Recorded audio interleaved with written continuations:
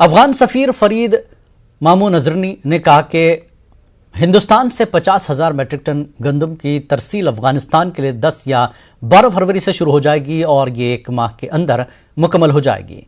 उन्होंने अफगानिस्तान के लिए बजट में मुख्तस 200 करोड़ रुपए और चाबहार के लिए 100 करोड़ रुपए का भी खैर मकदम किया।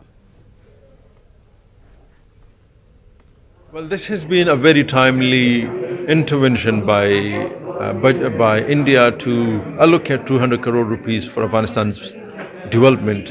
Afghanistan is going through a difficult time and we require resources. Our people require development assistance.